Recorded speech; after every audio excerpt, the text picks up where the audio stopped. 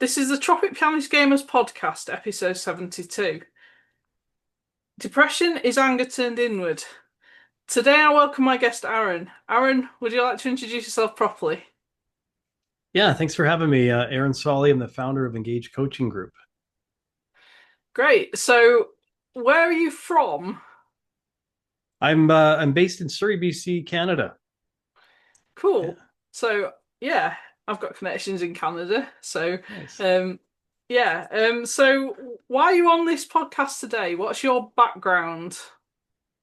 Yeah, I've had my own mental health journey and experienced depression on and off through different times of my life, and been spending the last 5 to 7 years or so really looking to support others that are experiencing depression, anxiety, and be able to share, what I found has worked for me, and in hopes that it may help others in being able to heal themselves through it.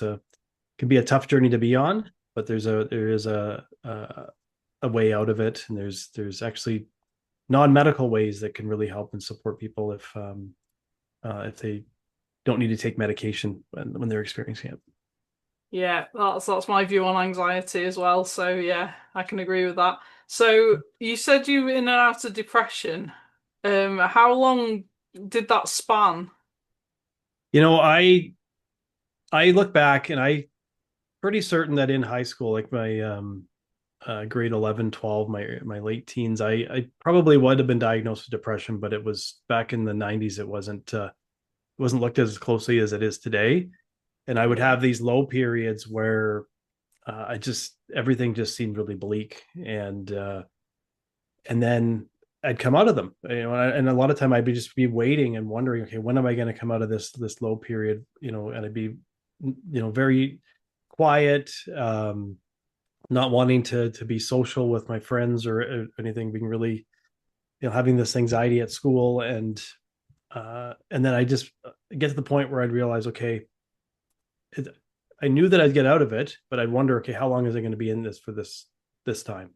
Sometimes it'd be 2 weeks, sometimes it would be 2 months, and then that led into my adult life where it creeped in and showed up more and more over time. So when you were in the depressive episode, how did you know how to get out of it? I at first I didn't. I thought I just had to wait it out, and as a teenager, I didn't really realize what was happening. I thought there was just something wrong with me because my friends seemed more confident. I played a lot of sports, and basketball was one of my main sports in high school, and my basketball coach in grade 11 and 12, he actually had this saying that he would say to us as we were practicing, when we were doing, actually at the beginning of the practice, when we were warming up, we'd be in a circle at the middle of the court, and he'd be walking around us as we're doing stretching and just warming up for before practice, and he would say 80% of the game is between your ears, and he'd Yeah. repeat that over and over again. 80% of the game is between your ears. And then right after we were done stretching and warming up, we'd be off working on our offensive plays, our defensive plays, dribbling, running, the running drills, and everything that was not related to what's between our ears. And so he never explained it. He never shared any details of what that meant. He just assumed that we knew what he was talking about. And Hmm. I never connected the dots. I thought I had to run faster, jump higher, and and be more confident as a player. And I experienced all this anxiety as I played more competitive basketball. I made more mistakes. I wasn't consistently confident for every game. I sat out a lot because my confidence wasn't there. And so as a teen, I didn't know what to do. As I got older, in university, I went to my first therapist, and I actually was introduced to the book called The Feeling Good Book, which is all about cognitive behavior therapy, and that opened my eyes, to this mindset piece, or this whole cycle. I took psychology in university too. And I'm like, okay, there's this whole thing that's going on here that I didn't really understand, and um, wanted to learn more. And I realized, after seeing that therapist and starting to read that book, that okay, there's something to this. And I started to connect the dots as to what my coach was talking about. And the light bulbs went off for me. And I started to work on this more and understand that there's things that I can do to get out of it. And it's a practice. Right. Yeah. Yeah. I learned quite late on that mindset is key to everything. Yeah, Yeah. just in the last 5 years, in fact. Better late Yeah. than It never. for sure. Yeah. It's sometimes based on what we've been told as, growing up or by people in our life, we don't necessarily um, know that it's or understand the mindset piece. We're just like, oh, I just need to go and do this or that, or solve this problem this way. When there's an outward solution isn't necessarily going to be with an inward, more of an inner within kind of problem that you're facing. Yeah. So, in and out of it, what was your biggest life challenge you've had to face? Yeah, I would say the divorce of my first marriage. My first son was about close to 2 years old at the time, and I was in like the deepest, darkest depression I'd ever experienced in my early 30s. And I remember we owned a townhouse at the time, and initially was going through a separation, so still living in the townhouse, but living separately. And I remember being in the basement and being at my computer and being on my computer and searching for ways to solve what I was experiencing. Right, I was just like, something's wrong with me. How do I get this figured out and solve it? And I'd gone to therapy on and off, but I just wasn't. It would work for 3 months, 6 months, and then I'd lapse back into these down periods, right?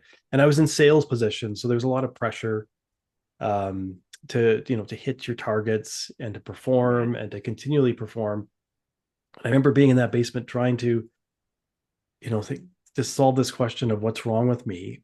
And it took me one night, probably in the middle of the night, searching on the internet trying to solve for it, that I realized I'd been asking myself the wrong question.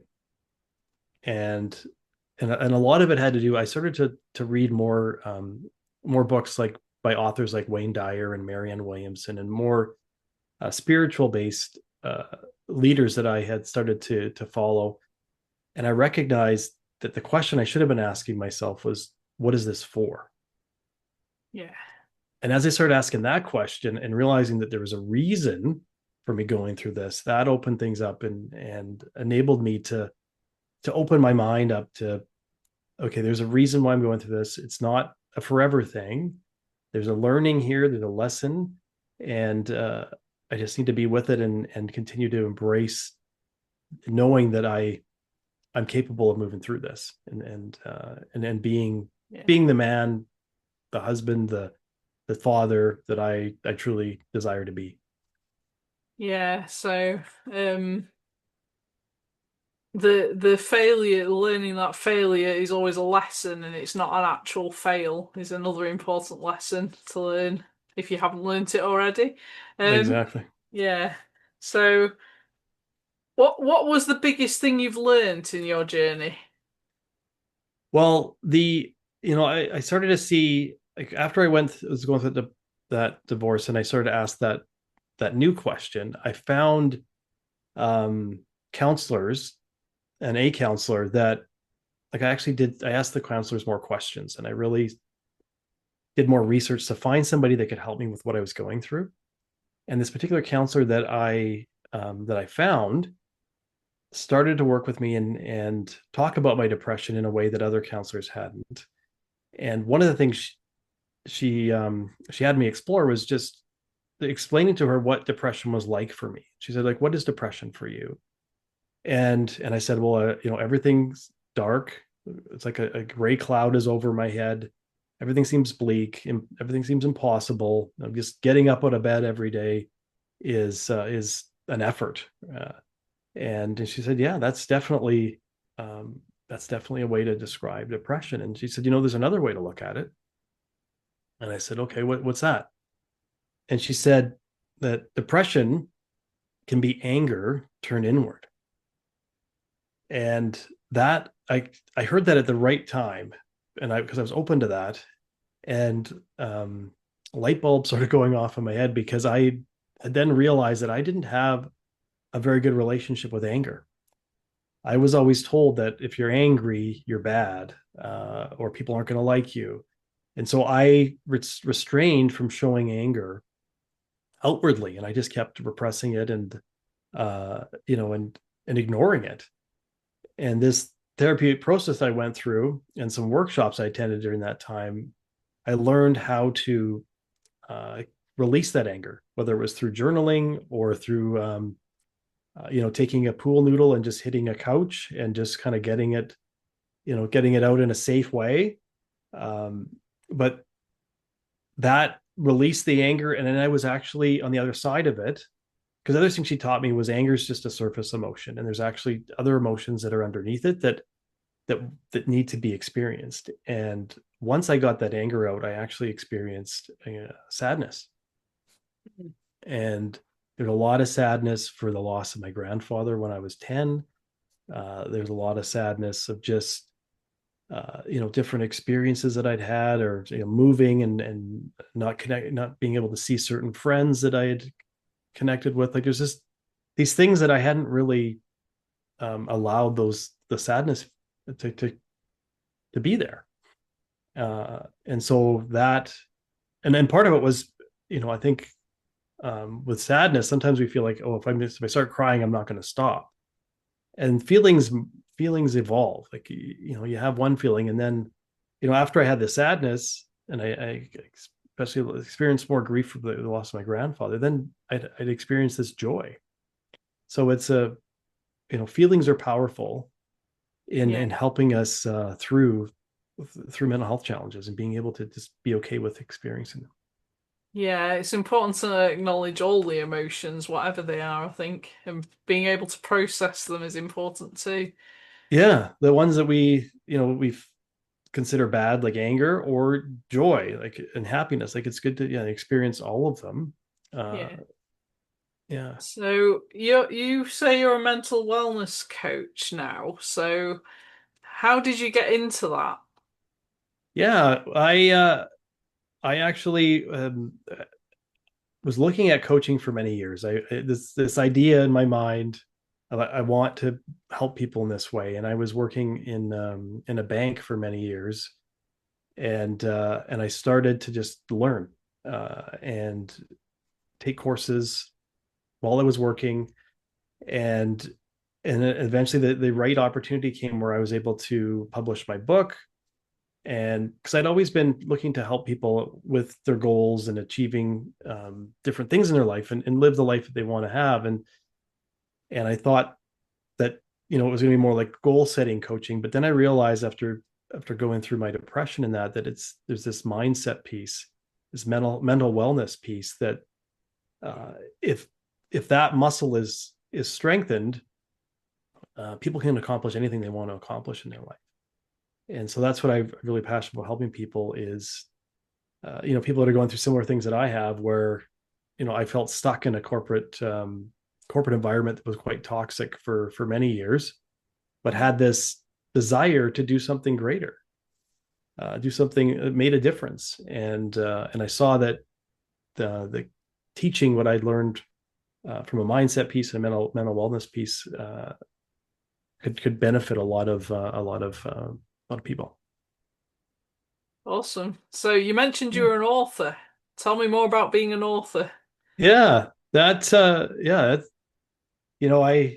was inspired by my grade 12 English teacher to write more. I We had a project where we were asked to write the ending of a Charles Dickens book called The Mystery of Edwin Drood, and it was a end of the year project, and everybody was avoiding doing it, and I was close to failing English 12, and so I started working on it early, and I got her help, and she actually was quite a strict teacher, but when I went and got help from her, her eyes just lit up. She was so excited that someone came, one of her students came to get help, and she really thought the idea I had for the ending was really creative because Charles Dickens had passed away and didn't actually complete this book. So we, Mm. like, this was her year end project for us to do, and so I got just right into it, and ended up getting 90% on it. And she said, let's, I want to put your name on this so I can share it with other classmates. So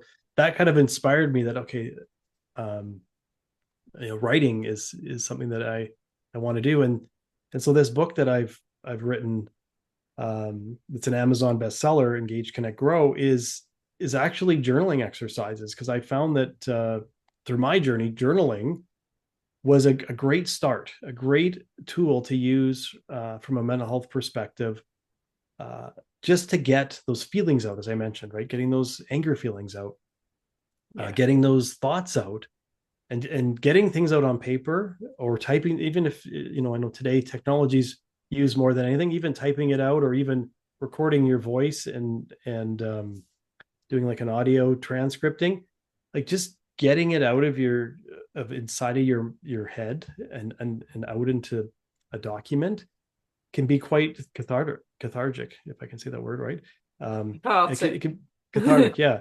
um and healing, because sometimes we're just overwhelmed with all these thoughts and these ideas that aren't actually true, and if we just get them out and actually look at them Yeah. for what they are, then we can make a connection that, hey, that's not actually true about me. Like, I can Yeah. stop thinking that, and I want to think about this instead. So yeah, So what's your book called? it's called Engage, Connect, Grow. And that's what you can look up if you want to find it on Amazon, Yeah, presumably. it's on Amazon. Yeah, it's 52 lessons to help individuals and corporate teams get to the heart of what truly matters to them. Is really Cool. what the goal of that is. So you can do it individually. You can also do it in a group setting and go through the journaling prompts. And yeah, Amazing. So if people want to work with you, how do they find you? yeah, you can find me on Engage Coaching Group, is on Facebook. I'm also on Instagram, Aaron Solly, on Instagram, and our the website is engagecoachinggroup.com. And you can find me there. Yeah, And one final question. Where do you see the future of your business heading? I have this vision of creating a community of individuals that are, um, they're passionate about making a difference, and they just are looking for help with from the mental wellness side of things, and be able to help heal more and more people around the world from depression. I'd love it if depression was like getting a cold, where you can be relieved of it within a short period of time, in from a non-medical type of way, but have the resources to be able to do that and to be able to help people around the world. Be amazing. Yeah, that sounds like Yeah, a great aim to aim for there.